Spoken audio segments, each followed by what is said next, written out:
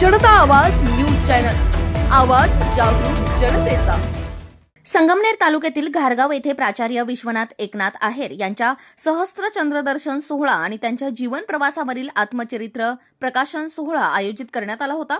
मात्र अजित पवार गटाचे आमदार डॉक्टर किरण लहामटे या कार्यक्रमाला तब्बल 1.5 तास उशिरा पोहोचल्याने काँग्रेस नेते बाळासाहेब थोरात यांनी त्यांचा चालू भाषणात शाब्दिक चिमटा घेतलाय। पाहुयात।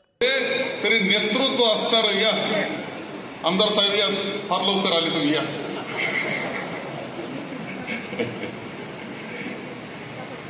नेतृत्व असणारं अशा प्रकारचं वैशिष्ट्य त्यांचं हे राहिलेलं आहे। मला आनंद आहे की 81 वर्षे आणि आज ताईंचं सुद्धा 75 वर्ष जेव्हा साजरे करतो आहोत त्यावेळेस तब्येत अत्यंत चांगली। आणखी महत्वाची गोष्ट आहे की मुलं खूप चांगले आहेत।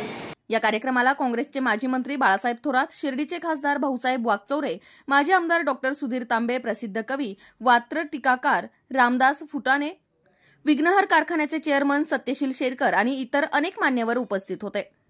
जनता आवाज न्यूज चॅनल, आवाज जागरूक जनतेचा।